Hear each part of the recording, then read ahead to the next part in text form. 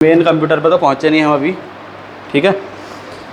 तो हमने स्टार्ट कहाँ से किया, हमने किया कि कंप्यूटर होता क्या है, ठीक है। कंप्यूटर एक थोड़ा मतलब सभी आने चाहिए, हल्का फुल्का अपने हिसाब से देख लेना जैसे भी बन रहा है, तुम्हारी मर्ज़ी, और पीछे जाओ कहीं जाओ, ठीक है। तो कंप्यूटर एक ऐसी मशीन होती है जिसका काम होता है डेटा को ले करके, डेटा को प्रोसेस करके हमको आउटपुट देना, ठीक है।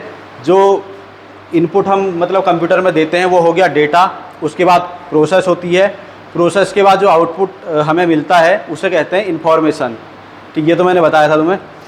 उसके बाद फिर मैंने थोड़ा सा कंप्यूटर की हिस्ट्री के बारे में बताया था।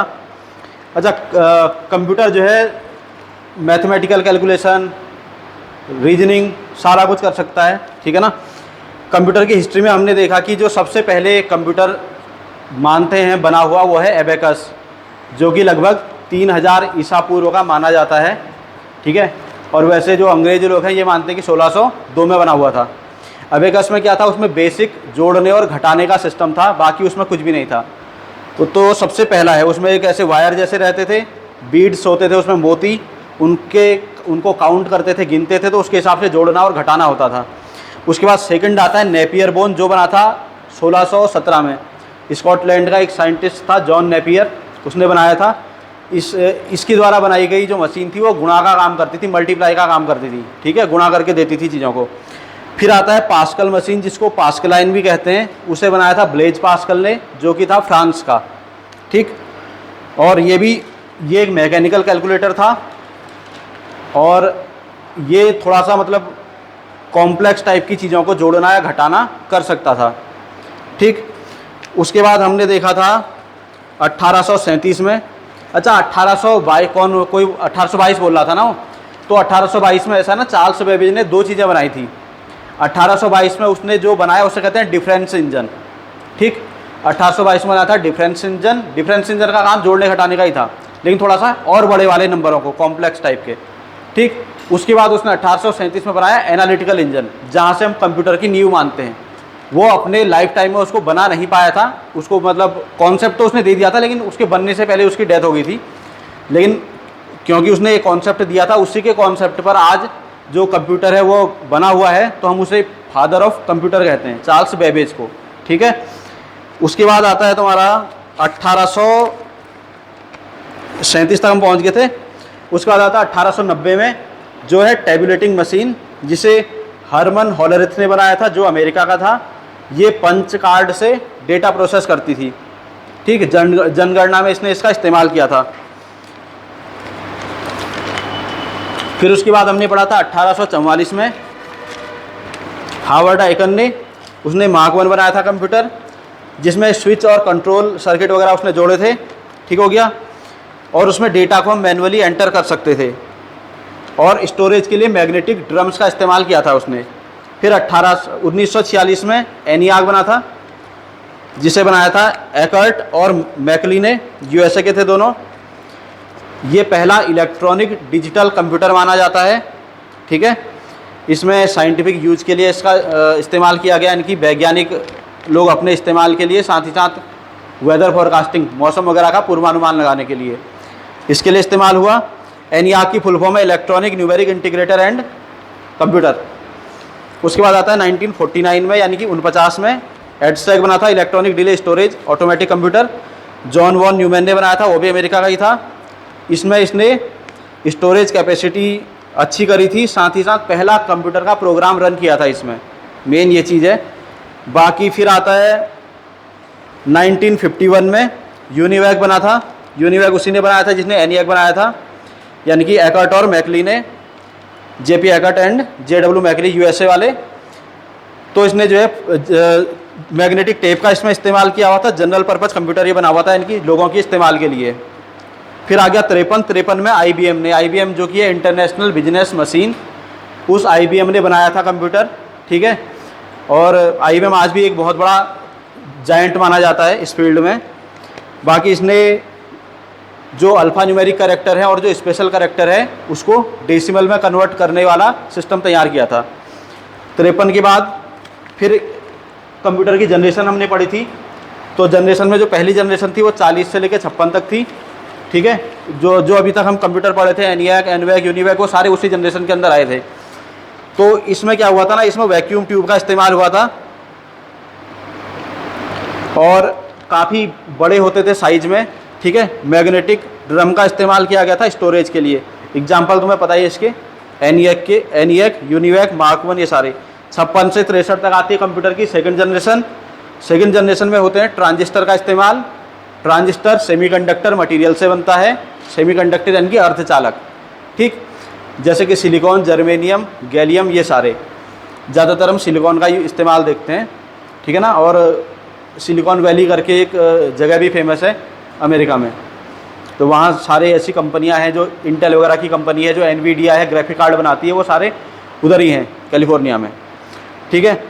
तो ट्रांजिस्टर बने। ट्रांजिस्टर जो है वो वैक्यूम ट्यूब से साइज़ में छोटे होते थे, जिससे कंप्यूटर का साइज़ एक कमरे से घट के एक अलमारी के साइज़ का आ गया, ठीक है। स्पीड थोड़ा बढ़ी, उसकी जो मेमोरी है स्टोरेज वो थोड़ा बढ़ गई। फिर 64 से लेके 71 तक, फिर उसमें हम आईसी सर्किट्स वगैरह देखते हैं, इंटीग्रेटेड सर्किट। इंटीग्रेटेड सर्किट में हमने देखा कि जो ट्रांजिस्टर थे उनका साइज़ और छोटा हो गया और उसे हमने आईसी बोला, ठीक है। लार्ज स्केल इंटीग्रेशन इसके बाद आएगा। तो आईसी के अंदर क्या था, साइज छोटा हुआ, स्पीड थोड़ा सा और बेटर हुई और स्टोरेज के लिए मैग्नेटिक कोर का इस्तेमाल किया गया, ठीक है। उसके बाद आता है तुम्हारा फोर्थ जनरेशन। फोर्थ वाली ये है, इसमें माइक्रो प्रोसेसर आएंगे। चिप्स को थोड़ा सा और मॉडिफाई किया गया, तो उसमें एलएसआई और वीएलएसआई। एलएसआई का मतलब होता है लार्ज स्केल इंटीग्रेशन, वीएलएसआई का मतलब होता है वेरी लार्ज स्केल इंटीग्रेशन। ये वो तरीके हैं जिससे हम ट्रांजिस्टर का साइज छोटा कर सकते हैं, ज़्यादा से ज़्यादा ट्रांजिस्टर को एक छोटी सी जगह में फिट कर सकते हैं, ठीक हो गया। और अभी जो फोर्थ जनरेशन के कंप्यूटर हैं ये 71 से लेके अभी तक चल रहे हैं। और साथ ही साथ इसमें जो मेमोरी है स्टोरेज के लिए, वो सेमीकंडक्टर मेमोरी होती है, चाहे रैम हो चाहे रोम हो, सभी सेमीकंडक्टर मटेरियल के बने हुए होते हैं।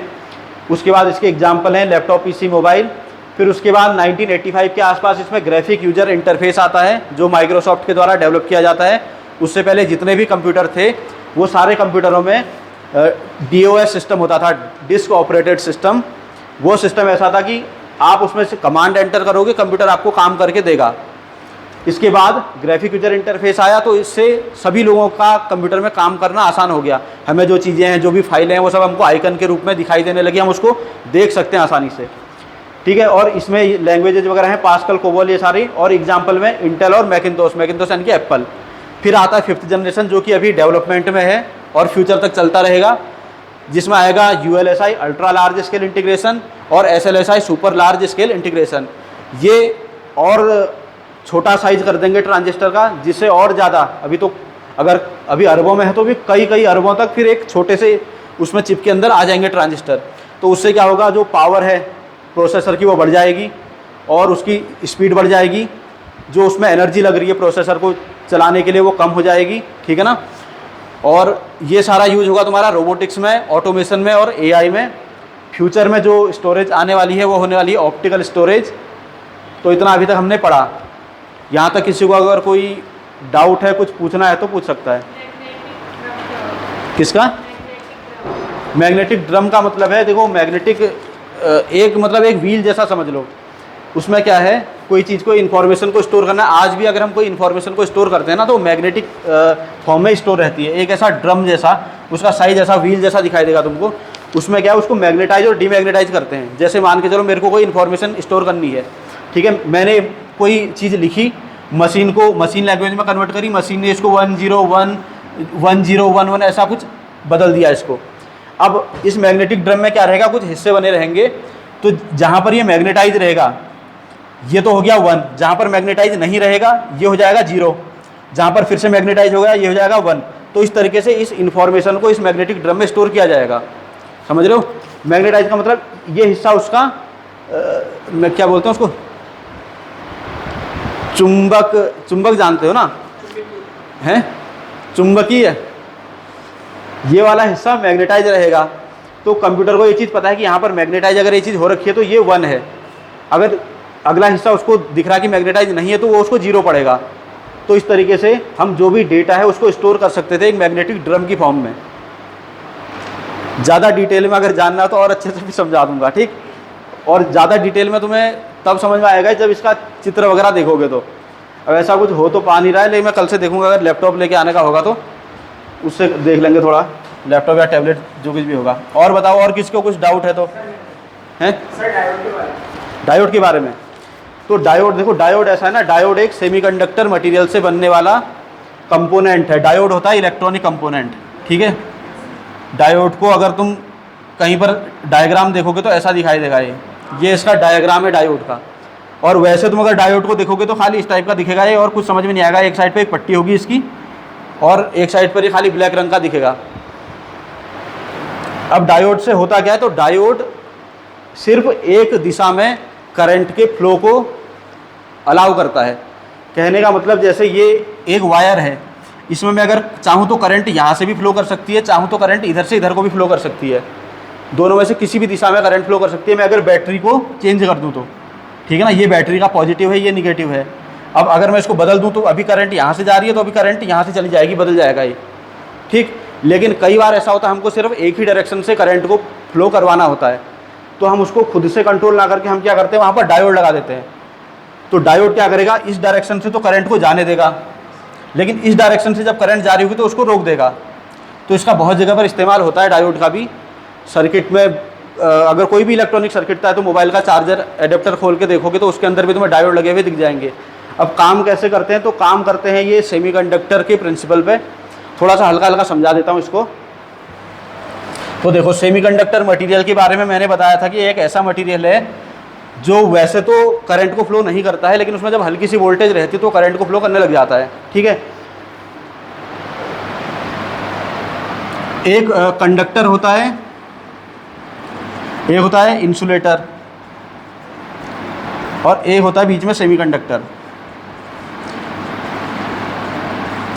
कंडक्टर में एक शब्द आता है इसमें, इसे कहते हैं एनर्जी बैंड, ऊर्जा बैंड।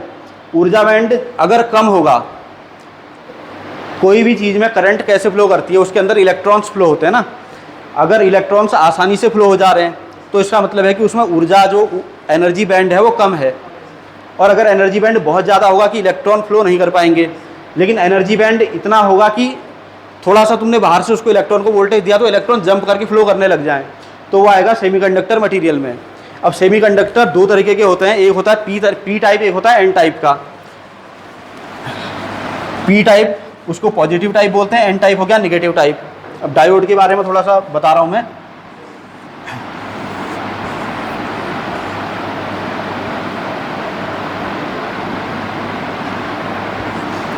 तो पी टाइप का जो सेमीकंडक्टर होता है ना, पी टाइप का सेमीकंडक्टर क्या है, सेमीकंडक्टर सबसे पहले जैसे बनता है सिलिकॉन से। तो इसको इसमें हमने देखना होता है कि इसका जो वैलेंस इलेक्ट्रॉन है, वैलेंस इलेक्ट्रॉन जानते हो क्या होता है वैलेंस इलेक्ट्रॉन? यस सर भी कह रहे हो और फिर ये मैं थोड़ा भी कह रहे हो साथ में। ऐसा है 2 8। अच्छा, सिलिकॉन का एटॉमिक नंबर कितना होता है?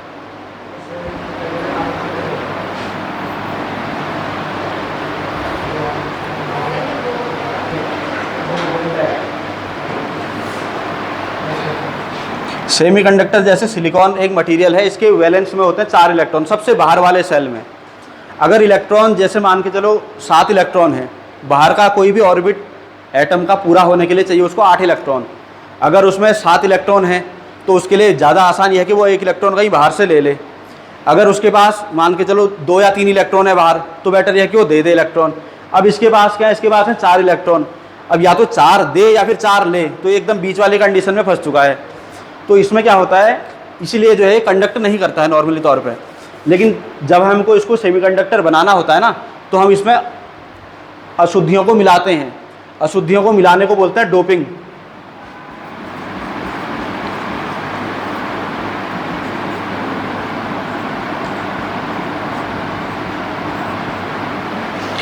जैसे इसमें हम बोरॉन मिला सकते हैं, इसमें हम एल्यूमिनियम मिला सकते हैं, या फिर इसमें हम फास्फोरस मिला सकते हैं।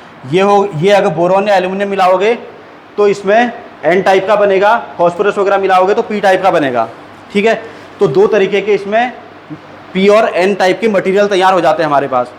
अब जब हम उन दोनों को जोड़ते हैं ना, तो एक साइड पर पी टाइप में क्या है, पी टाइप में इलेक्ट्रॉन्स की कमी रहती है, एन टाइप में इलेक्ट्रॉन्स की अधिकता रहती है। तो उसके बाद क्या होता है, जब हम उनको जोड़ते हैं तो इलेक्ट्रॉन्स क्या करते हैं, ये एन टाइप से, क्योंकि यहाँ ज़्यादा है यहाँ पर कम है, तो यहाँ से इधर की तरफ को बहने लग जाएंगे, ठीक है।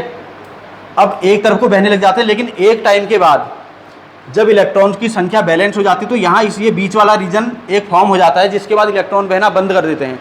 इसको बोलते हैं डिप्लीशन जोन। ये जो बीच में बन रहा है इसे कहते हैं डिप्लीशन जोन।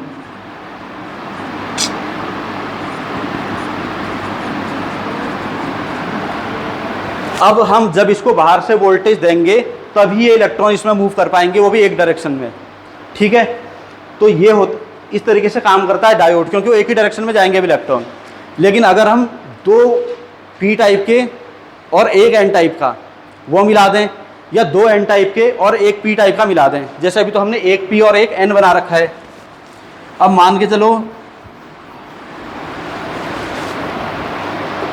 इसमें मैंने दो एन टाइप के मटेरियल मिला दिए और बीच में एक लगा दिया पी टाइप का मटेरियल, या दो पी टाइप के मटेरियल मिला दिए बीच में लगा दिया एन टाइप का मटेरियल, तो अब ये बन जाता है ट्रांजिस्टर।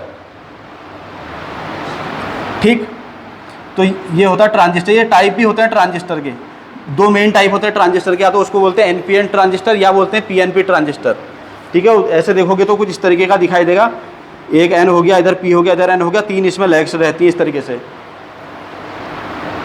वो डायोड का हो गया, ये ट्रांजिस्टर का हो गया, और सिंबल इसका कुछ कुछ इस टाइप का रहता है ट्रांजिस्टर का। ये जो एमीटर है उसकी तरफ को एरो बना हुआ दिखेगा। ठीक, और बाकी जैसे हम दो तो मेन तरीके हैं इसके, एनपीएन और पीएनपी। बाकी अगर और दूसरे तरीके से इसका क्लासिफिकेशन किया गया है तो इसके काम के आधार पर किया गया है। उसमें तीन मेनली आ जाते हैं, एक होता है बीजेटी, एक होता है एफईटी, एक होता है मॉसफेट। ठीक है, बीजेटी को बोलते हैं बाइपोलर जंक्शन ट्रांजिस्टर, एफईटी को बोलते हैं फील्ड इफेक्ट ट्रांजिस्टर, और मॉसफेट को बोलते हैं metal oxide semiconductor field effect transistor. ये जानने की ज़रूरत है नहीं, क्योंकि ऐसा कुछ इसमें था नहीं तुम्हारे में, इसलिए मैंने इतना डिटेल में नहीं बताया, है ना। तो उतना ही समझो कि क्या है डायोड का इस्तेमाल। डायोड भी एक सेमीकंडक्टर मटेरियल से बनता है, उसी से बनते हैं ऐसे ट्रांजिस्टर बनते हैं। यही ट्रांजिस्टर जो है वो बटन का काम करते हैं, स्विच का काम करते हैं। ठीक है, स्विच हमको क्यों चाहिए इसमें, क्योंकि कंप्यूटर हमारा एक डिजिटल डिवाइस है ना, एनालॉग नहीं है। डिजिटल का मतलब है उसको या तो ऑन समझ में आता है या उसको ऑफ समझ में आता है। जैसे हमारा एक ये बटन है, ठीक है, रेडियो देखा, रेडियो की नॉब देखी होगी जिससे आवाज़ बढ़ाते हैं। उसमें हम क्या करते हैं, उसमें कोई फिक्स ऐसा नहीं रहता ना, उसको हम घुमाते हैं अपने हिसाब से आवाज़ बढ़ती जाती है, उसमें ऐसा कोई लिमिट नहीं रहती है बीच में। जैसे सिंपल ये राउंड नॉब है, हम किसी भी डायरेक्शन में उसको जैसे घुमा रहे हैं आवाज़ बढ़ रही है, दूसरी तरफ को घुमा रहे हैं आवाज़ घट रही है, तो किसी भी जगह पर हम उसको रोक सकते हैं उसको। ठीक है ना, या हम टेम्परेचर की बात, ये तो ये एनालॉग में आएगा। ऐसे ही जो टेम्परेचर की अगर हम बात करें तापमान की, तो तापमान भी एनालॉग है, क्योंकि तापमान बढ़ता है। जैसे अभी 25 डिग्री है, 25.1 भी हो सकता है, 25.15 भी हो सकता है, फिर कल को 25.2 भी हो सकता है, फिर कभी 26 भी पहुंच सकता है, इस तरीके से बढ़ता है। जबकि जो डिजिटल चीज़ें होती हैं वो या तो कोई वैल्यू रहेगी उसकी फिक्स, या उसमें रहेगी या बिल्कुल जीरो में रहेगी। जैसे ये वाला स्विच, ये बटन होता है, अब इसको हम या तो ऑन ही करेंगे या ऑफ ही करेंगे, इसका बीच में कुछ नहीं है जिससे हम कुछ नहीं कर सकते हैं। तो ऐसे होते हैं डिजिटल वाले सिग्नल। ठीक है, और एनालॉग होंगे जो कंटिन्यूअस सिग्नल होंगे।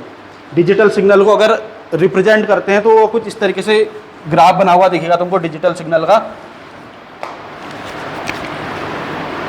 इधर को इसका एम्पलीट्यूड हो गया, इधर को इसका टाइम हो गया, और डिजिटल का ग्राफ कुछ कुछ ऐसे बनता हुआ दिखेगा। ये 1 है, ये 0 है। और जब एनालॉग का ग्राफ बनाओगे तो वो एकदम कंटिन्यूसली वेरिएबल इस टाइप का बनेगा, और या ऐसा नहीं दिखेगा तो स्क्वायर वेव में ऐसा भी बना हुआ दिखेगा इस टाइप का ही। बट डिजिटल में क्या है, 0 तक ही जाते हैं, या 1 या 0। ये पूरा क्या, ये कंटिन्यूस है, ये पॉजिटिव से लेकर निगेटिव तक पूरा जा रहा है। ठीक है, और बताओ कुछ। बाकी इसके बाद हाफ के बाद, मतलब ये अभी तो होने वाला टाइम, इसके बाद हम जो अभी मेन जो चीज़ें हैं तुम्हारे में कंप्यूटर की, अभी तक तो खाली कंप्यूटर की हम हिस्ट्री जान रहे थे, कहाँ से बना कैसे बना, और ये 5 जनरेशन जो है ये इंपॉर्टेंट है, इसमें से आता ही आता है। उसमें कहीं ऐसा लिखा हुआ है क्वेश्चन में कि जैसे वैक्यूम ट्यूब का इस्तेमाल कंप्यूटर की कौन सी पीढ़ी में किया जाता था। तो जब इस पीढ़ियों के बारे में पता रहेगा कि पहले में होता था तो बता पाओगे ना। तो इस माइक्रो प्रोसेसर का कौन सी उसमें किया जाता है, तो ये सारे तुमको देखने पड़ेंगे। जनरेशन तो कम से कम देख ही लेना। उसके बाद हम इसके हाफ के बाद इसके बारे में कंप्यूटर के पार्ट्स के बारे में जानेंगे, और वहाँ से जो हमारा मेन कंप्यूटर है वो स्टार्ट होगा। और किसी को कोई डाउट है? हाँ, काट दो।